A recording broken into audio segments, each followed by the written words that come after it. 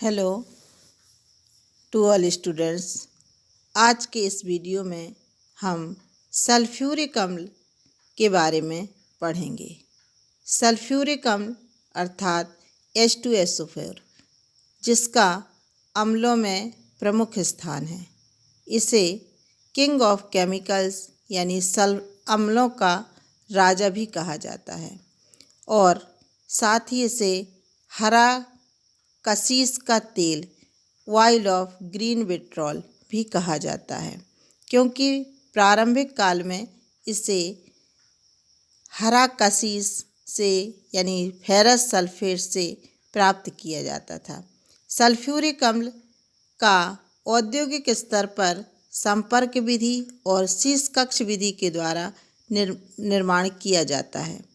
शीश कक्ष विधि यानी लेड चैम्बर मेथड द्वारा सल्फ्यूरिक अम्ल का निर्माण किस प्रकार किया जाता है, इसका सिद्धांत क्या है, इसे किस प्रकार के उपकरण द्वारा प्राप्त किया जाता है, आज के इस वीडियो में हम देखेंगे। यदि आपको समझ में आता है, अच्छा लगता है तो सभी अपने अपने फ्रेंड्स को यह वीडियो शेयर करें ताकि सभी लोग इसका लाभ उठा सकें।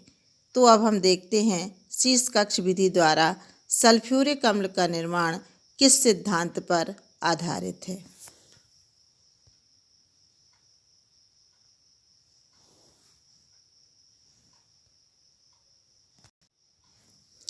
शीश कक्ष विधि द्वारा सल्फ्यूरिक अम्ल का निर्माण इस तथ्य पर आधारित है कि जब सल्फर डाइऑक्साइड को वायु के साथ नाइट्रोजन के ऑक्साइड उत्प्रेरक के रूप में प्रयुक्त करते हैं नाइट्रोजन के ऑक्साइड को, तो जब सल्फर डाइऑक्साइड और वायु को नाइट्रोजन ऑक्साइड या नाइट्रोजन परऑक्साइड की उपस्थिति में संपर्क कराया जाता है तो SO3 गैस बनती है, सल्फर डाइऑक्साइड बनती है, जिसे जल में अवशोषित कराने पर सल्फ्यूरिक अम्ल प्राप्त हो जाता है।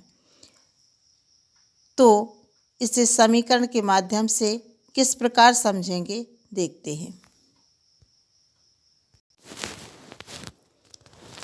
वायु इस संपर्क शीश कक्ष विधि में SO2 को वायु के साथ नाइट्रोजन परऑक्साइड की उपस्थिति में NO2 की उपस्थिति में प्रवाहित करते हैं। SO2 और O2 को संपर्क कराते हैं तो SO3 गैस बनती है।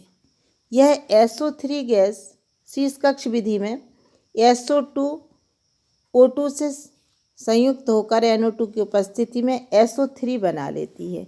यह SO3 जल में घुलकर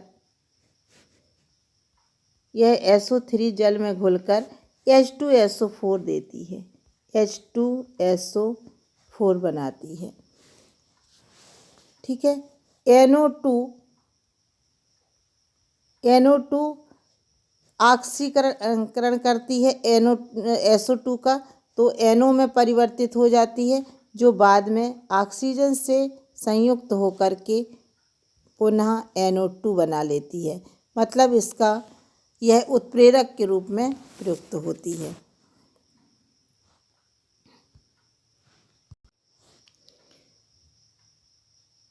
शीश कक्ष विधि द्वारा सल्फ्यूरिक अम्ल का निर्माण इस प्रकार के उपकरण के द्वारा किया जाता है। इस उपकरण में कई चैम्बर हैं। इनमें से पहला कक्ष है पायराइट भट्टी या गंधक भट्टी। यहाँ पर आयरन पायराइटिन या सल्फर को वायु की उपस्थिति में जलाया जाता है तो सल्फर डाइऑक्साइड गैस बनती है, जो कि वायु के साथ यानी ऑक्सीजन के साथ आगे बढ़ती है। यहाँ नाइटर पात्र में NaNO3 सोडियम नाइट्रेट और H2SO4 का मिश्रण होता है, जो कि परस्पर क्रिया करके HNO3 की वाष्प बनाती है। यह HNO3 की वाष्प SO2 के साथ को SO3 में परिवर्तित करती है और साथ में होकर के यह पूरा गैसीय मिश्रण SO2, O2, SO3, HNO3 की वाष्प और नाइट्रोजन के ऑक्साइड, कुछ नाइट्रोजन के ऑक्साइड भी इसमें बन जाते हैं। यह पूरा गैसीय मिश्रण ग्लावर स्तंभ में नीचे से प्रवेश करता है। इस ग्लावर स्तंभ में ऊपर से तनु कक्ष से आने वाला तनु अम्ल, जिसमें जो कि 60 से 65% सांद्रता वाला होता है, और गैलुसेक स्तंभ से आने वाला नाइट्रोसल्फ्यूरिक अम्ल ऊपर से गिरता रहता है। यह गैसीय मिश्रण जब ऊपर से आते हुए तनु कक्ष अम्ल और नाइट्रोसल्फ्यूरिक अम्ल के संपर्क में आता है तो 4 क्रियाएं होती हैं। उन क्रियाओं के फलस्वरूप यहाँ हमें तली में 80% सल्फ्यूरिक अम्ल प्राप्त होता है। यहाँ यह 4 कौन कौन सी क्रियाएं होती हैं?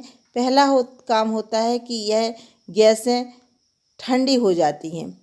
जब गैसें ठंडी हो जाती हैं तो उससे का ताप कम होता है, तो जो ऊष्मा उत्पन्न होती है उस ऊष्मा से इस तनु कक्ष अम्ल का सांद्रण हो जाता है। इसमें से जल का अधिकांश भाग वाष्पित हो जाता है और लगभग 78% सांद्रता का विलयन प्राप्त हो जाता है।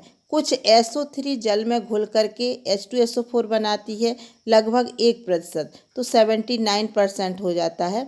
और चौथी क्रिया होती है कि नाइट्रोसल्फ्यूरिक अम्ल का विनाइट्रीकरण हो जाता है, मतलब उसमें घुले हुए नाइट्रोजन के ऑक्साइड निकल जाते हैं, जिससे भी कुछ H2SO4 का निर्माण हो जाता है। इस स्तंभ में प्राप्त होने वाले इस सल्फ्यूरिक अम्ल की कुछ मात्रा हम अपने उपयोग के लिए निकाल लेते हैं और शेष भाग गैलुसेक स्तंभ में ले जाकर ऊपर से गिराते हैं। यहाँ से बनने वाले गैसीय मिश्रण SO2, O2 और नाइट्रोजन के ऑक्साइड, इन्हें हम शीश कक्ष में भेजते हैं। यह लेड से बने हुए या शीश धातु से बने हुए बड़े बड़े कक्ष होते हैं, जिनमें ऊपर से जल का फव्वारा या भाप का फव्वारा गिराया जाता है। यहाँ पर SO2 O2 से संपर्क करके SO3 बना लेती है और कुछ SO3 स्वयं ही आती है, जो कि भाप से में घुल करके H2SO4 का तनु विलयन बनाती है, जो कि नीचे रखे हुए लकड़ी के स्टैंड पर जो टब रखा रहता है इसमें एकत्रित हो जाता है। यही कक्ष अम्ल जिसे हम ग्लावर स्तंभ में भेजते हैं। शेष बची हुए नाइट्रोजन के ऑक्साइड यहाँ से निकलते हैं, जिन्हें हम गैलुसेक स्तंभ में प्रवेश कराते हैं। यह नाइट्रोजन के ऑक्साइड ग्लावर स्तंभ से आने वाले 80% सल्फ्यूरिक अम्ल जो प्राप्त होता है उसमें घुल करके नाइट्रोसल्फ्यूरिक अम्ल बना लेते हैं। इसी नाइट्रोसल्फ्यूरिक अम्ल का विनाइट्रीकरण करने के लिए हम इसे कहाँ भेजते हैं? ग्लावर स्तंभ में भेजते हैं। इस प्रकार यह क्रम चलता रहता है और सल्फ्यूरिक अम्ल का निर्माण होता रहता है। तो इस प्रकार इस शीश कक्ष विधि के द्वारा हम सल्फ्यूरिक अम्ल का निर्माण करते हैं। आप वीडियो का पूरा देखेंगे तो आपको यह समझ में आता जाएगा। ओके।